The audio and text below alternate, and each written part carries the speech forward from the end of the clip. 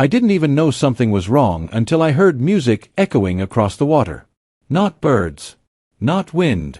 Bass. Deep, thumping bass rolling across my lake at 7 in the morning. When I stepped onto my dock with a cup of coffee, I froze.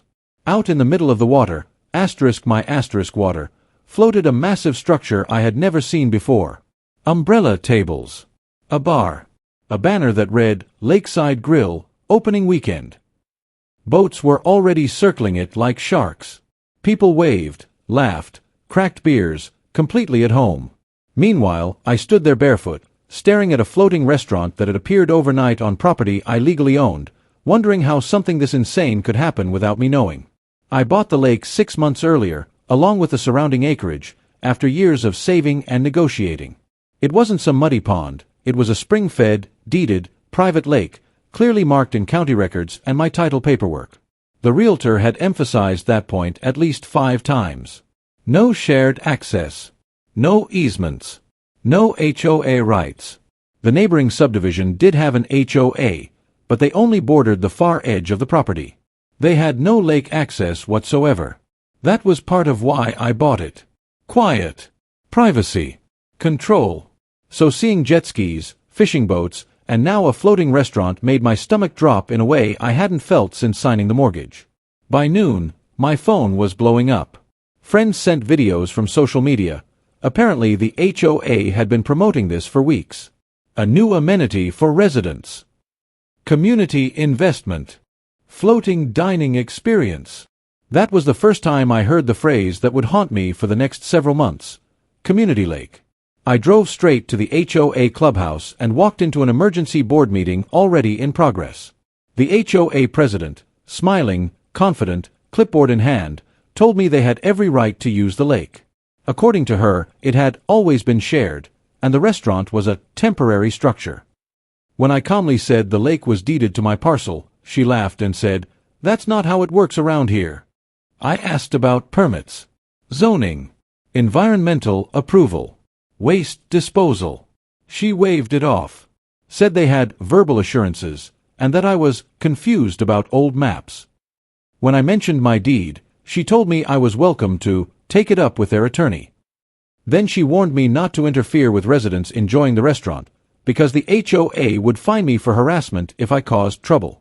That's when I realized this wasn't a misunderstanding, it was a calculated move. They had counted on me staying quiet, or being intimidated, or not knowing my rights. As I left, I watched boats launch non-stop from somewhere I couldn't see yet, ferrying people to the restaurant like it had been there for years. That night, I spread my paperwork across the kitchen table. Deed, survey, plat maps, closing documents. Everything was crystal clear. The lake wasn't shared. It wasn't ambiguous. It wasn't debatable. And then I noticed something else. Something the HOA clearly hadn't thought about when they dropped a floating business into the middle of my property. The restaurant wasn't the problem. The boats weren't the problem. The noise wasn't even the real issue. Because every single one of those boats was using the same access point. And according to the county records sitting right in front of me, there was only one legal boat ramp on that entire lake. The next morning, before the sun was fully up, I drove straight to the far end of the lake where I thought the access point might be. I didn't need signs to find it. I followed the tire tracks, the crushed grass, the trail of beer cans and bait cups leading straight to a wide concrete ramp sloping into the water. Boats were already lining up, engines idling, waiting their turn like it was a public marina. A hand-painted sign staked into the dirt read, "Lakeside Grill Access, Residents Only." That sign sat squarely on land that, according to my survey, belonged to me. Not the HOA. Not the county. That's when the situation shifted from outrageous to deliberate. They hadn't just assumed access. They'd taken it. By mid-morning, the floating restaurant was in full swing. Staff zipped back and forth in small skiffs hauling food, propane tanks, and coolers. I watched one of them dump a bucket of murky water straight into the lake near the kitchen platform. No containment. No barriers. No visible sanitation system. I called the county planning office from my truck and asked a simple question. Were there any permits on file for a floating commercial structure on a private lake?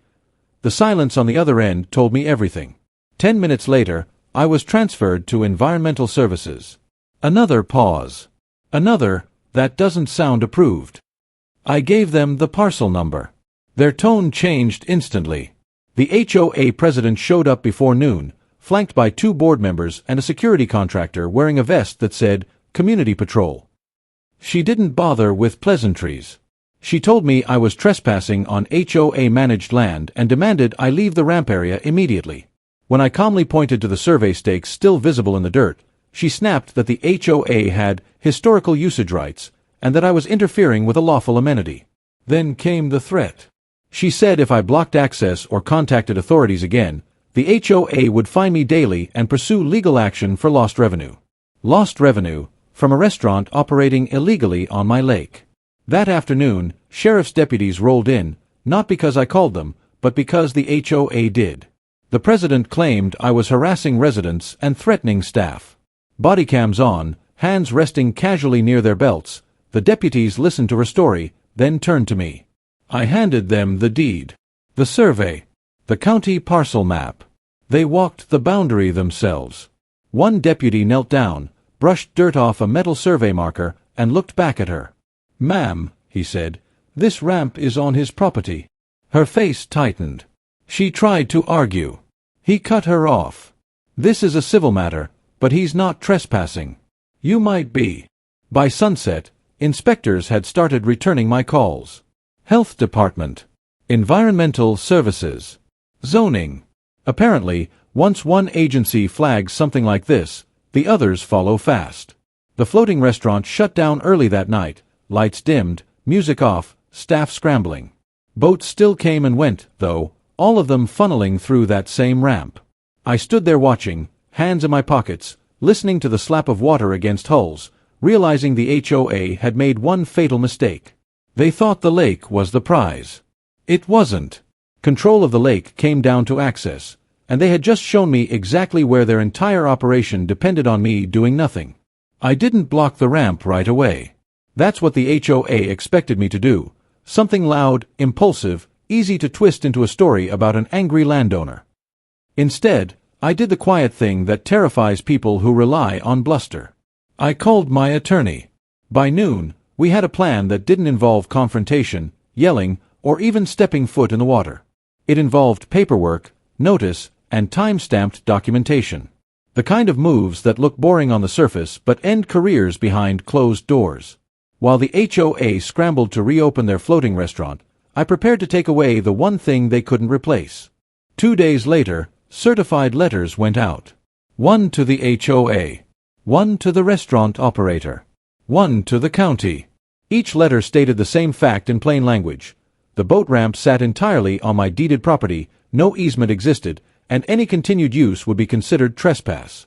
I included survey maps, photographs, and the sheriff's incident number from the previous visit. I gave them 72 hours to cease use. No threats. No ultimatums. Just a deadline. That night, the restaurant reopened anyway. Music back on. Boats lined up again. The HOA president even posted online that the lake access dispute had been resolved. It hadn't. They had simply decided to ignore me. On the 4th morning, I arrived with a contractor and a flatbed. No shouting. No speeches. Just work. We installed temporary steel barricades at the top of the ramp, bolted into the concrete, clearly marked with private property, no access signage. Everything was compliant, reversible, and approved by my attorney.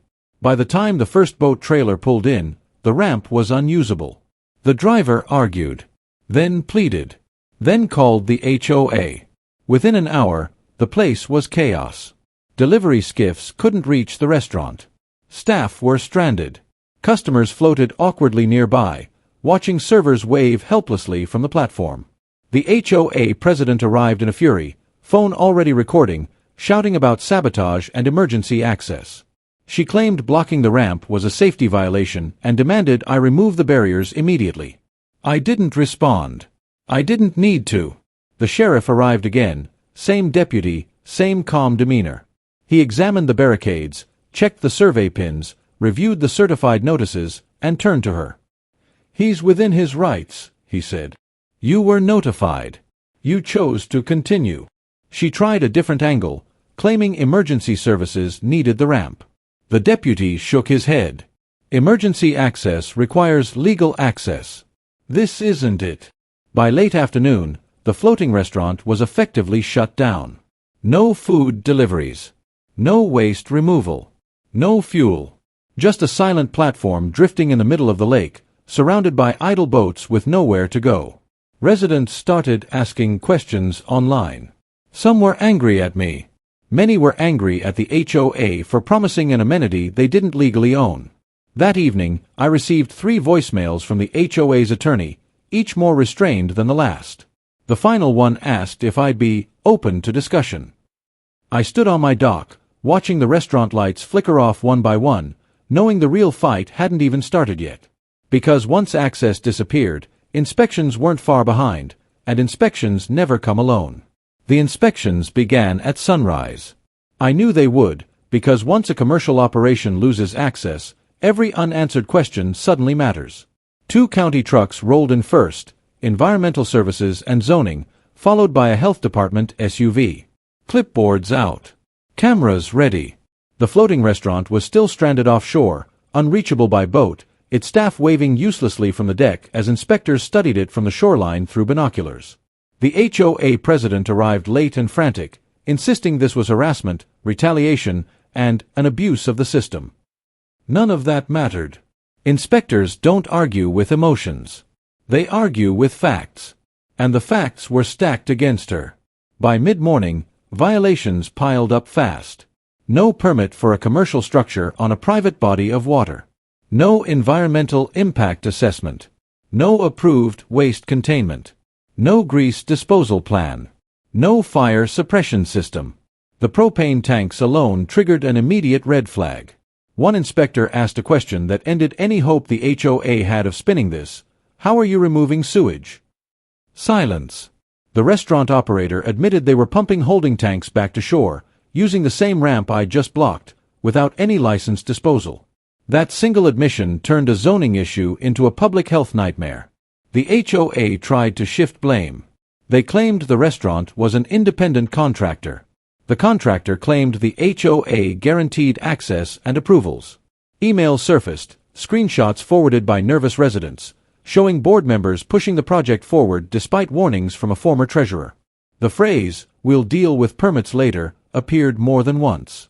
Residents started showing up at the ramp, demanding answers. Some were furious at me. Others were furious at the board. One woman yelled that her HOA dues had gone up to fund the restaurant. Another demanded to know why fines were being issued to homeowners while the board ignored the law. That afternoon, the insurance bomb dropped. The HOA's carrier sent a notice of reservation of rights, citing unreported commercial activity and material risk misrepresentation. Coverage for the floating restaurant was denied. Coverage for any incident on the lake was suspended pending review. The board went quiet. The HOA president stopped answering calls. The restaurant operator packed up what they could from the platform, stranded equipment and all, and posted a sign announcing a temporary closure. No one believed it. The lake, once noisy and chaotic, fell eerily silent.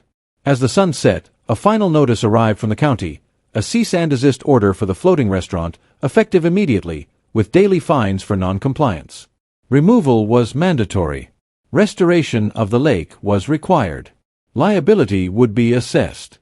I stood there reading it twice, feeling the weight of what the HOA had done finally crash down on them. This wasn't about a ramp anymore. Or even a restaurant. It was about a board that had overreached so badly they dragged an entire community into legal and financial danger. And the next step wasn't inspectors. It was court, and the HOA was about to learn what happens when confidence meets documented evidence. The courtroom was quieter than I expected. No shouting. No dramatic speeches. Just the steady hum of fluorescent lights and the rustle of paper as the judge reviewed a stack of exhibits thicker than a phone book. The HOA president sat rigid at the defense table, eyes fixed forward, confidence gone. Her attorney spoke first, trying to frame the floating restaurant as a good-faith community improvement based on long-standing assumptions of shared access. The judge stopped him mid-sentence and asked a single question, "Where is your easement?" Silence followed. No document. No map. No record. Assumptions, it turned out, don't carry much weight under oath. When my attorney presented our side, it was almost anticlimactic. Deeds. Surveys. County parcel maps. Certified notices. Sheriff reports. Inspection violations. The judge didn't need persuasion, just confirmation. She pointed out that not only did the HOA lack lake rights, they had been explicitly warned and chose to proceed anyway. That decision, she said, moved the case from a civil misunderstanding into willful negligence. The floating restaurant was declared an illegal structure. The HOA was ordered to remove it entirely, restore the lake to its prior condition, and cover all associated costs. Fines would accrue daily if they delayed. Then came the part that made the room shift. The board members were found personally liable for actions taken outside their authority. The fallout was immediate. Within a week, the restaurant platform was dismantled and towed away under county supervision.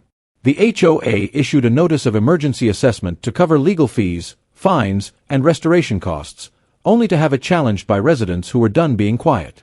A recall election was scheduled. The HOA president resigned before it could happen. 2 board members followed. The insurance carrier formally dropped coverage, forcing the association to scramble for a high-risk policy at triple the cost. What had been sold as a luxury amenity became the most expensive mistake the neighborhood had ever made. For me, the ending was simpler. I installed permanent, permitted access controls at the ramp. Clear signage. Cameras. A locked gate. The lake returned to what it was meant to be, still, private, and quiet. No music drifting across the water. No boats idling at dawn. Just wind, wildlife, and the soft lap of waves against the dock. Every now and then, I'd see a former restaurant patron stop at the gate, stare out at the empty water, and turn around without a word. The HOA never apologized. They didn't have to. The records did that for them. Court orders, fines, resignations, those things speak louder than any statement. And while I never set out to win against an HOA, I did learn something worth remembering. When people mistake access for ownership and confidence for authority, they tend to build very expensive things on land that isn't theirs. And eventually, someone closes the only road they were counting on staying open forever.